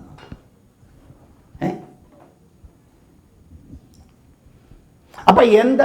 ദൈവം ഒരു വാക്ക് തന്നു, എൻ്റെ ദൈവമോ നിങ്ങളുടെ ബുദ്ധിമുട്ടൊക്കെയും മഹത്വത്തോടെ തൻ്റെ ധനത്തിനൊത്തവണ്ണം ക്രിസ്തുവേശുവിൽ പൂർണ്ണമായി തീർത്തരും. അത് വാസ്തവത്തിൽ എന്താണ്? വെളിപ്പാട്. ഈ വെളിപ്പാട് കൊണ്ട് മാത്രം കാര്യമുണ്ടോ? പിന്നെന്തോ വേണം? ഈ വെളിപ്പാട് ഒരു യാഥാർത്ഥ്യമാകണം, ഒരു കംപ്ലീഷനിലേക്ക് വരണം, ഒരു സത്യത്തിലേക്ക് വരണം. അങ്ങനെയെങ്കിൽ എന്തോ വേണ്ടേ? എൻ്റെ ഏത് ബുദ്ധിമുട്ടിലെ മറ്റതിൽ ഞാൻ വീണ്ടും വീണ്ടും പറയുകയാണ്, എൻ്റെ സ്വർഗത്തിലെ ദൈവമായി എൻ്റെ ബുദ്ധിമുട്ട് മാറ്റുന്നു. അക്ഷരികമായിട്ട് എന്ത് സംഭവിക്കും? അപ്പോൾ വെളിപ്പാടും സത്യം കൂടെ കടന്നു വരുമ്പോൾ മാത്രമേ ക്രിയാത്മകമായിരിക്കുന്ന ഒരു പ്രവർത്തനം വെളിപ്പെടുവാൻ സാധിക്കും. നിങ്ങൾ മനസ്സിലാക്കുന്നുണ്ടോ? വെളിപ്പാടും സത്യം കൂടെ ചേർന്നെങ്കിൽ മാത്രമേ ക്രിയാത്മകമായിരിക്കുന്ന ഒരു പ്രവർത്തനം വെളിപ്പെടുകയുള്ളൂ. ദൈവം യോശുവയ്ക്ക് ഒരു വെളിപ്പാട് കൊടുത്തു. യോശുവേ, യോർദാൻ കരകവിഞ്ഞ് ഒഴുകുകയാണ്, എന്നാൽ നിയമപെട്ടകം ചുമക്കുന്ന പുരോഹിതന്മാരുടെ കാലുകൾ യോർദാൻ നദിയിൽ മുട്ടുമ്പോൾ, വെള്ളത്തിൽ മുട്ടുമ്പോൾ യോർദാൻ രണ്ടായിട്ട് പിരിഞ്ഞു മാറും. വെളിപ്പാട് കിട്ടി. പക്ഷെങ്കിൽ ഇവരക്കരെ കടക്കണമായിരുന്നെങ്കിൽ എന്തോ വേണം?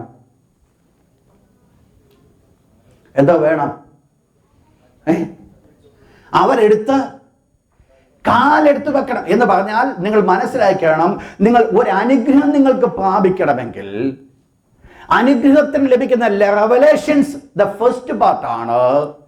പക്ഷെങ്കിൽ അതോടുകൂടെ തന്നെ ആവശ്യമുള്ളതാണ് പൊസസ് ചെയ്യുക എന്ന് പറയുന്നത്. മനസ്സിലായോ? എന്താ മനസ്സിലായി? യെസ്, പെർഫെക്ഷൻ, ദൈവത്തിൻ്റെ സത്യം. അതാണല്ലോ സത്യം എന്ന് പറയുന്നത്.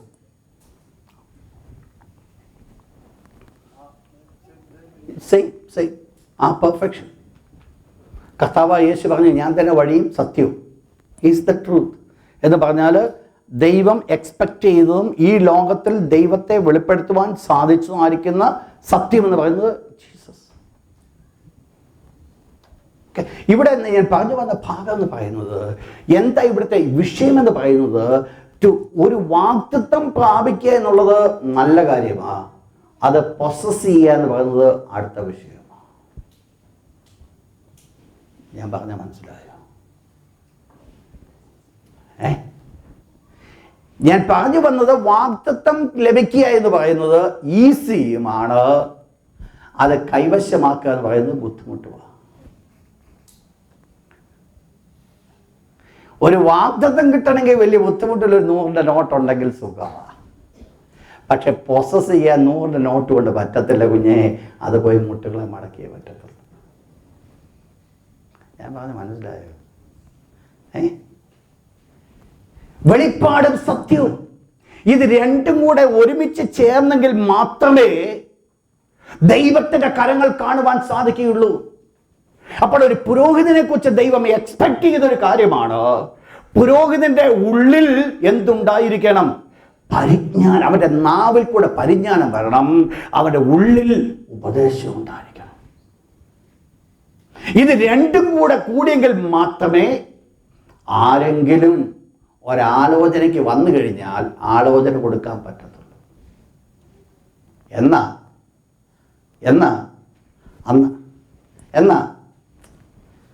എന്നത്തെ കാര്യം നമ്മളിപ്പോൾ ചിന്തിക്കുന്നേ? എന്നത്തെ കാര്യം നമ്മൾ ചിന്തിക്കുന്നേ?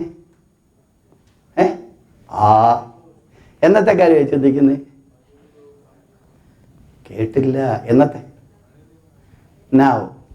എന്നത്തെ കാര്യമായി ചിന്തിക്കുന്നേ? ഓൾഡ് ടെസ്റ്റ്മെന്റ്, പഴയ കാലത്തെ കാര്യമായി ചിന്തിക്കുന്നേ.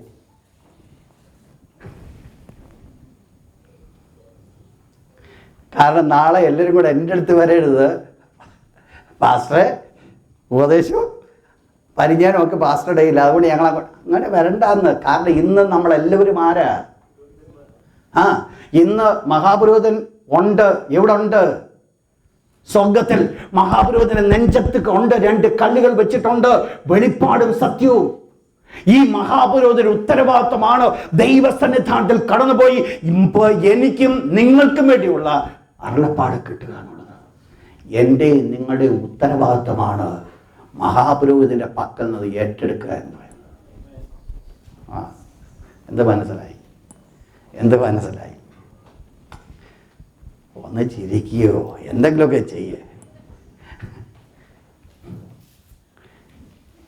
മനസ്സിലായോ? നമ്മുടെ എനിക്കും നിങ്ങൾക്കും വേണ്ട സകല അരുളപ്പാടുകളും, എനിക്കും നിങ്ങൾക്കും വേണ്ട സകല വെളിപ്പാടുകളും ഓൾറെഡി യേശു പ്രാപിച്ചിട്ടുണ്ട്. എന്റെയും നിങ്ങളുടെയും വിഷയത്തിൽ ഒന്നുപോലും എന്റെ യേശുവിന് മറഞ്ഞിരിക്കുന്നത് ഇല്ലെന്നാണ് ഞാൻ പറഞ്ഞു വന്നത്. ഹോളി സ്പിരിറ്റ് ദൈവത്തിന്റെ പക്കൽ നമ്മൾ അരുളപ്പാട് പ്രാപിച്ചിട്ടുണ്ട്, ദൈവത്തിന്റെ പക്കൽ നിന്ന് വെളിപ്പാട് പ്രാപിച്ചിട്ടുണ്ട്. എന്നാൽ നിനക്കിന്ന് വേണ്ടത് ആ മഹാപുരോഹിതന്റെ അടുക്കിലേക്ക് കടന്നു ചെന്നിട്ട്, എന്റെ ദൈവമേ, എന്നെ കുറിച്ചുള്ള നിന്റെ വെളിപ്പാട് എന്റെ ഉള്ളിലേക്കൊന്ന് പകരണമെന്ന് പ്രാർത്ഥിക്കുക. മഹാപുരോഹിതൻ ദൈവത്തിന്റെ സന്നിധാനത്തിൽ ന്യായാസനത്തിലേക്ക് കടക്കുമ്പോൾ, അഥവാ പുരോഹിതൻ സമാഗമന കൂടാരത്തിലേക്ക് കടക്കുമ്പോൾ ആ കല്ലുകൾ വെച്ചിട്ടുണ്ട്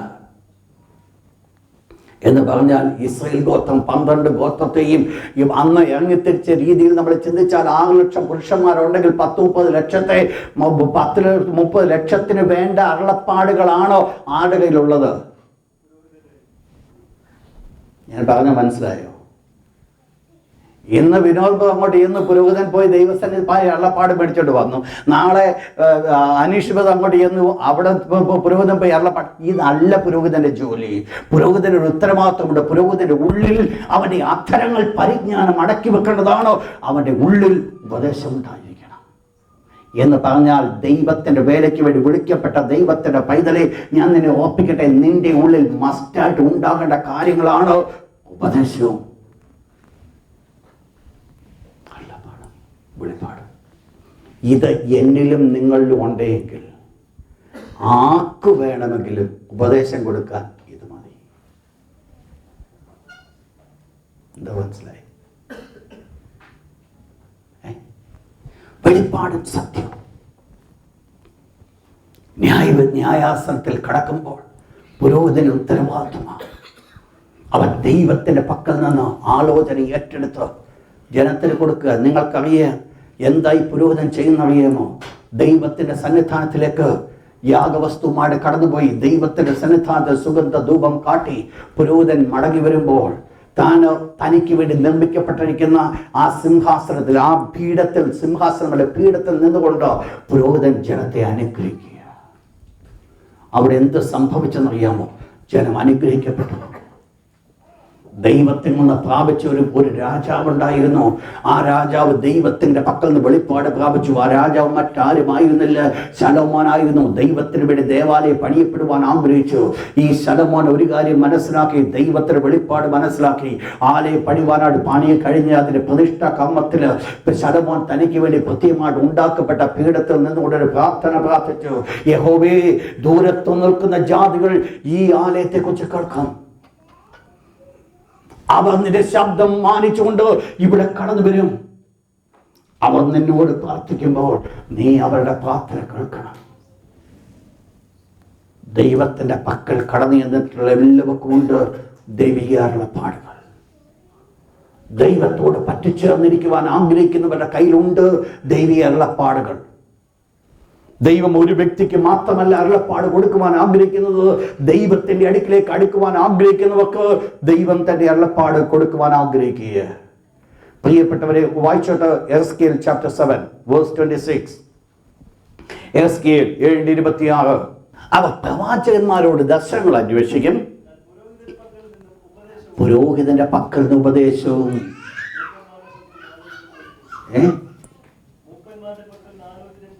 പോയി പോകും. പുരോഹിതന്റെ പക്കൽ ഉപദേശം പോയി പോകും. എന്തുവാ, ഏത് സമയത്താ ദൈവം അത് പറഞ്ഞെന്നറിയാമോ?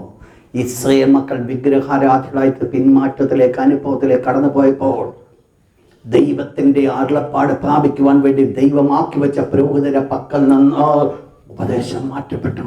വായിച്ചത് ഹോശേയ ചാപ്റ്റർ 4 വേഴ്സ് 6. ഹോശേയ 4:6. പരിജ്ഞാനം ത്യജിക്കൊണ്ട് നീ എനിക്ക് പുരോഹിത ശുശ്രൂഷ ചെയ്യാതെ വണ്ണം ഞാൻ നിന്നെയും ത്യജിക്കും. ആരോടാ പറയുന്നേ? പുരോഹിതനോട്. എൻ്റെ ഭാഗമാതാ. പുരോഹിതനിൽ ദൈവം എക്സ്പെക്ട് ചെയ്തൊരു കാര്യമാണ്, നിർബന്ധമായിട്ട് ഉണ്ടാവേണ്ട ഒരു കാര്യമാണ്. ഏതാ? പരിജ്ഞാനം. പരിജ്ഞാനം നീ ത്യജിച്ചാൽ നിന്നെയും ദൈവം ത്യജിക്കും. ഇന്നാരാ പുരോഹിതന്മാരെന്ന് നമുക്കറിയാം. നമ്മൾ ഓരോരുത്തരുമാ. എവിടുന്ന പരിജ്ഞാനമെന്നറിയാം. ആ പരിജ്ഞാനമാണ് ദൈവത്തിൻ്റെ വചനം. ഇന്ന് ചെയ്യേണ്ടത് എന്താണെന്നറിയാമോ? ഈ നാളുകളിൽ പരിജ്ഞാനം പ്രാപിക്കുക. പക്ഷേ ജനത്തിന് വേണ്ടത് എന്താണെന്നറിയാമോ? കർണരസമാകുമാർ, ചെവിക്ക് ഇഷ്ടമുള്ള കാര്യങ്ങൾ കേൾക്കുന്നത്. നിങ്ങൾക്കറിയാമോ, ഒരു ദൈവം യെഹെസ്കേലിനോട് പറഞ്ഞു, ഈ ചുരുള് നീ തിന്നോളാൻ പറഞ്ഞു. കിട്ടിയ ഉടനെ പുള്ളിക്ക് വലിയ ഇഷ്ടമായി. ആ ചുരുള് വാരിയങ്ങ് തിന്നു. അത് തിന്നപ്പോൾ വളരെ മധുരമായിരുന്നു. ഉള്ളിൽ ചെന്നപ്പോൾ അത് കയ്പായി. അതിൻ്റെ എന്തോ ആത്മീയ അർത്ഥം എന്തോന്നറിയാമോ? റെവലേഷൻസ് പ്രാപിക്കുന്ന വലിയ സന്തോഷമാണ്, പ്രായോഗികമാക്കുന്ന കയ്പോ.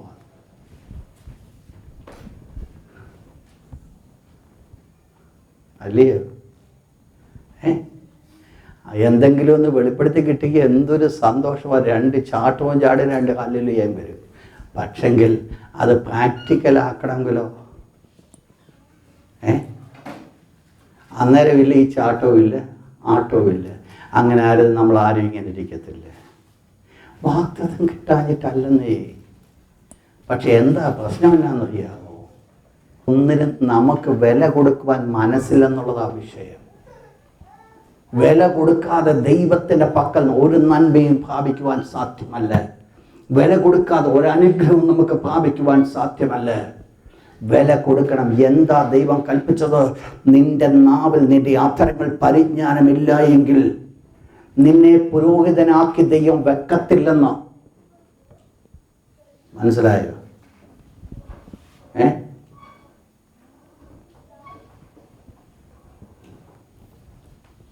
കുറച്ച് കാലങ്ങളൊക്കെ പറയാം. ആരെങ്കിലും എന്തെങ്കിലും ചോദിച്ചിട്ട് പറയാൻ പറ്റും, ഞാൻ പോയി പാസ്റ്ററോട് ചോദിച്ചിട്ട് വരാം. ഒരു 5-8 പ്രാവശ്യം ഇവരോട് പറയാം, പാസ്റ്ററോട് ചോദിക്കാമെന്ന് പറഞ്ഞാൽ പിന്നെ ഇവർ നിങ്ങളെ എങ്ങനെ കാണുമെന്ന് ചിന്തിക്കും. എങ്ങനെ കാണും? പരിജ്ഞാനം വേണമെന്നേ. കൈ തന്നിട്ടുണ്ട്, അത് ഏറ്റെടുക്കുവാൻ ദൈവം ആഗ്രഹിക്കുന്നു. പരിജ്ഞാനമില്ലാകിയ പുരോഹിതനായിരിക്കാതെ വണ്ണം ഞാൻ നിന്നെയും ത്യജിച്ചു കളയും. ദൈവമക്കളെ ശ്രദ്ധിച്ചോണേ, ആത്മീയമായിട്ട് നിങ്ങൾ വിവേചിച്ചോണേ. എൻ്റെയും നിങ്ങളുടെയും അധരങ്ങൾ ദൈവം എക്സ്പെക്ട് ചെയ്യുന്ന കാര്യമാണ് പരിജ്ഞാനം എന്ന് പറയുന്നത്. ഞാനീ പറഞ്ഞു പോകുന്നത് ദൂത് പറയുന്നതല്ല എൻ്റെ വിഷയം, അത് വേറെയാ കാര്യം. ഞാൻ പറഞ്ഞു വരുന്നത് എൻ്റെയും നിങ്ങളുടെ പക്കൽ ആലോചന ഉണ്ടായിരിക്കണം. എൻ്റെയും നിങ്ങളുടെ പക്കൽ അരുളപ്പാടുണ്ടായിരിക്കണം. ആ അരുളപ്പാട് മാത്രമല്ല, പിന്നെയോ അത് സത്യമായിട്ട് മുൻപോട്ട് കടന്നു പോകേണ്ടത് ആവശ്യം. നിങ്ങൾക്കറിയാം, ദൈവം ദാവീദിന്റെ ജീവിതത്തിൽ ഇത്രമാത്രം ദാവീദ് അനുഗ്രഹിക്കപ്പെടുവാനുള്ള ഒരു കാരണം, സമയം പോയി, ഞാനതുകൊണ്ട് പെട്ടെന്ന് അവസാനിപ്പിക്കുക. ദാവീദ് അനുഗ്രഹിക്കപ്പെടുവാനുള്ള ഒറ്റ കാരണമേ ഉള്ളൂ. ദാവീദിന്റെ മുൻപിൽ ഏതെങ്കിലും ഇഷ്യൂസ് വരുമ്പോൾ ഉടനെ പുരോഹിതനെ വിളിച്ച് പറയും, എഫോദ് കൊണ്ടുവരാൻ. എന്തിനാണെന്നറിയാമോ? അതിനകത്തുണ്ട് ന്യായവിധി പതക്കത്തിനകത്ത് ഓയമർത്തുന്നു. ദൈവത്തിൻ്റെ അരുളപ്പാട്, ദൈവത്തിൻ്റെ ആലോചന പ്രാപിക്കുക. എന്നാൽ ഭോഷനായിരിക്കുന്ന ശൗല് എന്ത് സംഭവിച്ചെന്നറിയാമോ? ഫിലിസ്ത്യൻ മിക്മാസിൽ വന്നു. ശൗലിൻ്റെ അടുത്ത് യുദ്ധത്തിന് കടന്നു വരികയാണ്.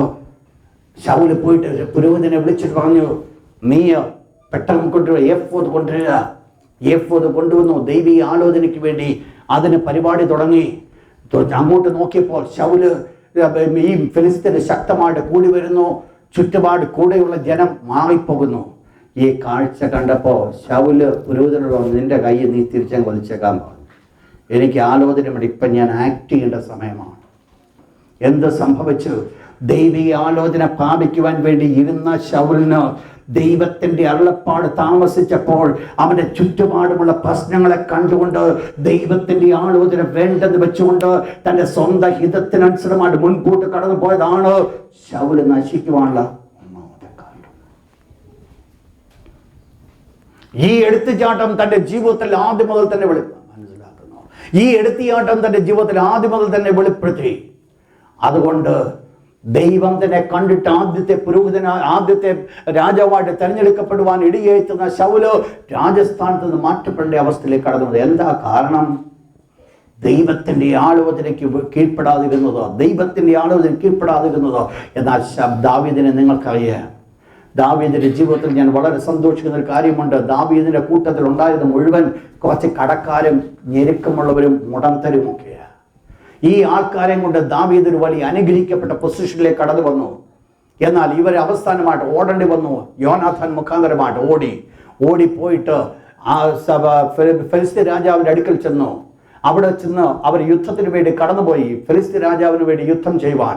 എന്നാൽ ആ പത്യമായ സമയത്ത് ഫെലിസ്ത്യർ സമ്മതിക്കാഞ്ഞുകൊണ്ട് ദാവീദിനെയും സംഘത്തെയും തിരിച്ചു വീട്ടിലേക്ക് വിട്ടു. വീട്ടിലോട്ട് വിട്ടപ്പോഴാണ് കണ്ടത് അമാലിക്കര് വന്ന് തൻ്റെ ഗ്രഹത്തിലെ തൻ്റെ ഭാര്യ ഉൾപ്പെടെ എല്ലാവരെയും പിടിച്ചുകൊണ്ടുപോയി.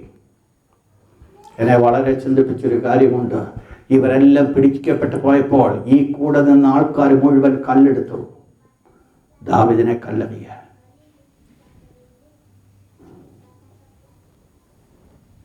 ഏതവസ്ഥയിൽ കിടന്ന ജനത്തെയാണ് ഏതവസ്ഥയിലേക്ക് ദാവീദ് കൊണ്ടുവന്നത്. ഈ നിന്നത് ഇപ്പോൾ നിൽക്കുന്നത്, ഇപ്പോൾ ഇവന്റെ കരങ്ങൾ കല്ലെടുക്കുവാനുള്ള കാരണം ഇവന്റെ യോഗ്യത കൊണ്ടല്ല, ദാവീദിനോട് അവർ കൂടിയത് കൊണ്ട് ദൈവം അവരെ യോഗ്യരാക്കിയത്. പക്ഷെങ്കിൽ ആ ദാവീദിനെ എറിയുവാൻ കല്ലെടുത്ത സമയത്ത് ദാവീദ് ചെയ്തൊരു കാര്യമുണ്ട്. പുരോഹിതനെ വിളിച്ചു വെച്ച് പറഞ്ഞു, നീ എഫോദ് ഇവിടെ കൊണ്ടുവരിക. ദൈവത്തോട് ആലോചിച്ച് വെച്ചു. ദൈവത്തോട് ചോദിച്ചു, കർത്താവേ ഞാൻ പോകണമോ? ഈ അമാലേക്കരെ നശിപ്പിക്കാൻ വേണ്ടി പോകണമോ? ദൈവം പറഞ്ഞു, നീ പോ, നീ അവരെ പൂർണ്ണമായി നശിപ്പിക്കും, നിന്റെ കൊള്ള മുഴുവൻ നീ എടുത്തുകൊണ്ട് മടങ്ങി വരും.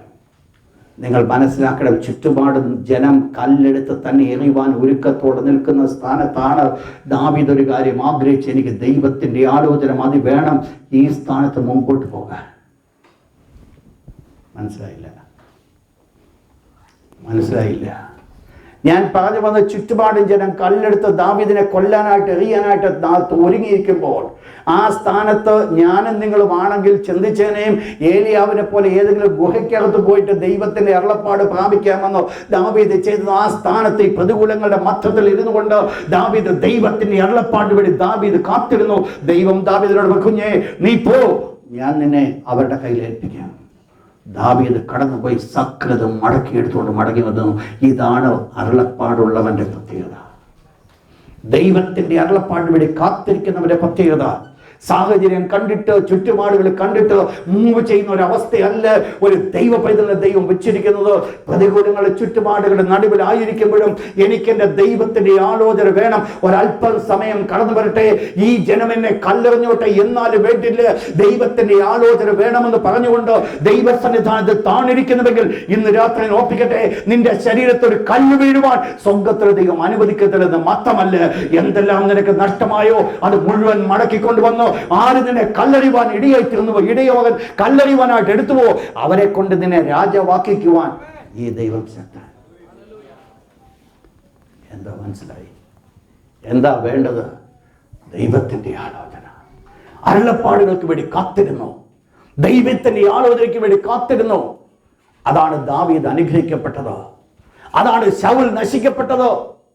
ഒരിക്കൽ തന്റെ ദേശത്ത് നിന്ന് വെളിച്ചപ്പാടത്തിമാരെ എല്ലാം ഓടിച്ചു കളഞ്ഞെങ്കിലും തന്റെ താരിക പിന്മാറ്റ ജീവിത മുഖാന്തരമായിട്ട് ഊറിയും കൊണ്ടോ തുമ്മിയും കൊണ്ടോ ദൈവം അരുളപ്പാട് പോലും കൊടുക്കുന്നില്ലെന്ന് മനസ്സിലാക്കിയതാണ് ശൗല് വെളിച്ചപ്പാടത്തെ അന്വേഷിച്ച് കടന്നുപോയത്. ഒരിക്കൽ ദൈവത്തിന്റെ പക്കന്ന് വെളിപ്പാട് കിട്ടി. എന്നാൽ ഇപ്പോൾ എന്ത് സംഭവിച്ചു? ദൈവത്തിന്റെ പക്കന്ന് വെളിപ്പാട് നിന്നുപോയി. എന്താ കാരണമെന്ന്? പിന്മാറ്റത്തിന്റെ ജീവിതം പാപത്തിലേക്ക് കടന്നുപോയത്. പ്രിയപ്പെട്ടവരെ ശ്രദ്ധിച്ചോണേ, ഒരു പുരോഹിതന്റെ പക്കൽ എന്ത് ദൈവം കൽപ്പിച്ചു? നിന്നെ പുരോഹിതനാക്കാതെ വണ്ണം ഞാൻ നിന്നെ എന്റെ അടുത്തുനിന്ന് മാറ്റിക്കളയും, നിന്നെ ആ ശുശ്രൂഷയിൽ നിന്ന് മാറ്റിക്കളയും. എന്താ കാരണം? നിന്റെ പക്കൽ ആലോചനയില്ലെന്ന്, നിന്റെ പക്കൽ ദൈവത്തിന്റെ അരുളപ്പാടില്ല, നിന്റെ പക്കൽ ഉപദേശമില്ല, നിന്റെ പക്കൽ വെളിപ്പാടില്ല, നിന്റെ പക്കൽ സത്യമില്ല. എന്നാൽ ദൈവം ആഗ്രഹിച്ചൊരു കാര്യമുണ്ട്. ഈ ന്യായവിധി പതക്കത്തിനകത്ത് കിടക്കുന്ന കല്ലുകളിലൂടെ ഒരു ശ്രേഷ്ഠ മഹാപുരോഹിതൻ എനിക്ക് നിങ്ങൾക്ക് വേണ്ടി സ്വർഗ്ഗത്തിൽ പിതാവിന്റെ മുൻപിൽ കടന്നു ചെന്നു. ഇന്ന് ആ സ്വർഗ്ഗസ്ഥനായിരിക്കുന്ന യേശു ആ വെളിപ്പാട് നമുക്ക് നൽകി തന്നു. എങ്ങനെയാണെന്ന് അറിയാമോ? ഒന്ന് കുറച്ച് വിശദീകരിക്കുവാൻ സമയമില്ലാത്തതുകൊണ്ട് ഞാൻ മുൻപോട്ട് കടന്നു പോകുക. നമുക്കോ ദൈവം തന്റെ ആത്മാവിനാൽ സകലതും വെളിപ്പെടുത്തി തന്നിരിക്കുന്നു. നമുക്കോ ദൈവം തന്റെ ആത്മാവിനാൽ സകലതും വെളിപ്പെടുത്തി തന്നിരിക്കുന്നു. ആത്മാവ് സകലത്തെയും ദൈവത്തിന്റെ ആഴങ്ങളെയും ആരാഞ്ഞറിയുന്നു. ഇന്ന് രാത്രി ഞാൻ പറയട്ടെ, പ്രിയപ്പെട്ട സഹോദര, നീ ദൈവത്തെ ദൈവത്തിന്റെ ആത്മാവിനെ പ്രാപിച്ചവനാകുന്നവർ, സഹോദരി, ദൈവത്തിന്റെ ആത്മാവിനെ പ്രാപിച്ചവനാകുന്നവരെ അതിന്റെ ആവശ്യം എന്നാണെന്നറിയാമോ? ചില വെളിപ്പാടുകൾ ദൈവം നിനക്ക് തരുവാൻ ആഗ്രഹിക്കുന്നുണ്ട്. മറഞ്ഞു കിടക്കുന്ന കാര്യങ്ങൾ വെളിപ്പെടുത്തി തരുവാൻ ദൈവം ആഗ്രഹിക്കുന്നുണ്ട്. കൈയടിച്ച പാടി രണ്ട് അന്യഭാഷ പറയുവാൻ ഉള്ളതല്ല പരിശുദ്ധാത്മാ അഭിഷേകം എന്ന് പറയുന്നത്. ദൈവം നിനക്ക് ആത്മാവിനെ തന്നിട്ടുണ്ടെങ്കിൽ ഈ ആത്മാവ് എന്താഗ്രഹിക്കുന്നു? ഈ ആത്മാവ് നിന്റെ ജീവിതത്തിലെ ആത്മാവല്ല, എന്റെയോ നമ്മുടെയോ ഉള്ളിൽ കിടക്കുന്നത്. ആരുടെ ആത്മാവെന്ന്? ദൈവത്തിന്റെ ആത്മാവ് എന്ന് പറഞ്ഞാൽ എന്റെ ആത്മാവ്, എന്നിലെ മനുഷ്യന്റെ ആത്മാവ്, എന്റെ സകല കാര്യങ്ങളും അറിയുവാൻ സാധിക്കുന്നുവെങ്കിൽ, ദൈവത്തിന്റെ ആത്മാവ് എന്നിൽ വസിക്കുന്നുവെങ്കിൽ, ഈ ദൈവത്തിന്റെ ആത്മാവ് ദൈവത്തിന്റെ സകല ആഴങ്ങളെയും അറിയുന്നു എന്ന് പറഞ്ഞാൽ നമ്മൾ വസിക്കുന്ന ദൈവത്തിന്റെ ആത്മാവിനെ ഒത്തിരി കാര്യം മനസ്സിലാക്കാൻ പറ്റുമോ? ദൈവത്തിന്റെ ആഴങ്ങൾ മുഴുവൻ അവിടെ കിടക്കുന്നത് മനുഷ്യന്റെ ആത്മാവിൽ, മനുഷ്യന്റെ സകല രഹസ്യങ്ങളും വെളിപ്പെട്ട് കിടക്കുന്ന പോലെ ഈ ദൈവത്തിന്റെ ആത്മാവ് ദൈവത്തിന്റെ സകല രഹസ്യങ്ങളെ വെളിപ്പെടുത്തുന്നു. ദൈവത്തിന്റെ സകല കാര്യങ്ങളും മനസ്സിലാക്കുന്നു. ആത്മാവ് സകലത്തെയും ആരാഞ്ഞറിയുന്നു. അങ്ങനെയെങ്കിൽ എന്നിൽ ആത്മാവ് വസിക്കുന്നത് കൊണ്ട് എനിക്കും നിങ്ങൾക്ക് ഒന്ന് ചെയ്യുവാൻ സാധിക്കും. ആ അരുളപ്പാടെന്ന് ഏറ്റെടുക്കുവാൻ സാധിക്കും. Through the Holy Spirit. പരിശുദ്ധാത്മാവിനാൽ ദൈവത്തിന്റെ അരുളപ്പാടുകൾ, ദൈവത്തിന്റെ ആലോചന എന്ത് വേണമെന്നറിയാമോ? കർത്താവേ, നീ എന്നോട് അരുളിച്ചാൽ ഞാൻ ഇവിടുന്ന് എഴുന്നേൽക്കത്തില്ലെന്ന് പറഞ്ഞ ഇവിടുന്ന് മുട്ടുകൾ മടക്കുക. കഴിഞ്ഞ ഫ്രൈഡേ ദൈവം നമ്മോട് ശക്തമായിട്ട് പറഞ്ഞു, ദൈവം ആലോചന തന്ന് നടത്തുമെന്ന്. ഏതാണ്ട് 4 കൂടുതൽ ആൾക്കാർ എന്നെ വിളിച്ചു പറഞ്ഞു, പാസ്റ്ററെ, അത് ഓരോ വേർഡുകളും ദൈവത്താൽ നയിക്കപ്പെട്ട വാക്കുകളായിരുന്നു. ഞാൻ ഇന്ന ദർശനങ്ങൾ അവിടെ വെച്ച് കണ്ടു, ഇന്നിൻ്റെ കാര്യങ്ങൾ നടന്നു. എത്ര സമയം നമ്മൾ എടുത്തു എന്നുള്ളത് നിങ്ങൾക്കറിയാം. എന്താ സത്യം? ദൈവത്തിൻ്റെ ആലോചന നിന്ന് ദൈവം വഴി നടത്തുവാൻ ആഗ്രഹിക്കുന്നു. അരുളപ്പാട് നിന്ന് ദൈവം വഴി നടത്തുവാൻ ആഗ്രഹിക്കുന്നു. ഒന്നേ വേണ്ടു, ഈ നാളുകൾ അത് നമ്മുടെ ജീവിതത്തിലാകട്ടെ. എനിക്ക് ദൈവത്തിൻ്റെ ആലോചന വേണം, ദൈവത്തിൻ്റെ വെളിപ്പാട് വേണമെന്നുള്ള ആഗ്രഹത്തോടുകൂടെ ദൈവസന്നിധാനത്തിലായിരിക്കുക. ദൈവം നമുക്ക് ആലോചന പറഞ്ഞു തരും. 1 അല്ല 2 അല്ല, ദൈവം നമ്മെ പൂർണ്ണമായിട്ട് നടത്തും. നമ്മുടെ ജീവിതത്തിൻ്റെ ഏത് മേഖലകളും വേട്ടുപാലിക്കുന്ന ആലോചന ദൈവം നമുക്ക് നൽകിത്തരും. ആലോചന പ്രകാരം ദൈവം നമ്മെ വഴി നടത്തും. പ്രിയപ്പെട്ടവരെ, എനിക്ക് വേണ്ടി നല്ല മഹാപുരോഹിതൻ സ്വർഗ്ഗത്തിൽ പിതാവിൻ്റെ പക്കൽ ഉള്ളത് കൊണ്ട്, ആ പിതാവിൻ്റെ പക്കലുള്ള നല്ല മഹാപുരോഹിതൻ എനിക്ക് വേണ്ട വെളിപ്പാടും സത്യവും അവൻ്റെ കരങ്ങൾ ഉള്ളത് കൊണ്ട് എനിക്ക് അങ്ങോട്ട് കടന്നു ഈ ദിവസങ്ങൾ ഭാവിക്കുക. the close walk with Jesus. യേശുവിനോടുകൂടിയുള്ള എൻ്റെ വളരെ ക്ലോസ് വാക്ക്, അടുത്ത നടപ്പ്, അതാണ് ദൈവത്തിൻ്റെ ആലോചന വെളിപ്പെടുത്തുന്നത്. ദൈവത്തിൻ്റെ ആലോചന പറഞ്ഞു തരുന്നത്. ദൈവം ഇന്ന് തൻ്റെ ഭക്തന്മാരെ ഉപയോഗിക്കുന്നത് നിങ്ങൾ മനസ്സിലാക്കണം. അവർ ഓരോ കാര്യങ്ങളും മനസ്സിലാക്കിയിട്ടൊന്നുമല്ല, ദൈവം അവരിൽ വെളിപ്പെടുത്തുന്ന ഇൻസ്പയർ ചെയ്തുകൊണ്ട് ദൈവത്തിൻ്റെ ആലോചന വെളിപ്പെടുത്തുന്നത്. എന്താ കാരണം എന്നാണെന്ന് അറിയാമോ? ഇതിൻ്റെ അർത്ഥം അന്നേരം പ്രാപിച്ച നല്ല അവർ പോലും അത് മനസ്സിലാക്കുന്നില്ല. എന്നാൽ ഇതിന് പിന്നിൽ ഒരു കാര്യമുണ്ടായിരുന്നു. They have a very close walk with the Lord. ആ ദൈവത്തോടുകൂടെ ചേർന്നൊരു നടപ്പ് നമ്മുടെ ജീവിതത്തിലുണ്ടെങ്കിൽ ദൈവത്തിന്റെ കരങ്ങൾ നമുക്ക് കാണുവാൻ സാധിക്കും. എല്ലാ കണ്ണുകളും ശാന്തമായിട്ട് അടയ്ക്കട്ടെ. ഹല്ലേലൂയ. കർത്താവിന്റെ വിശുദ്ധ മുഖത്തേക്ക് നിങ്ങളുടെ കണ്ണുകൾ തിരിച്ചാട്ട്.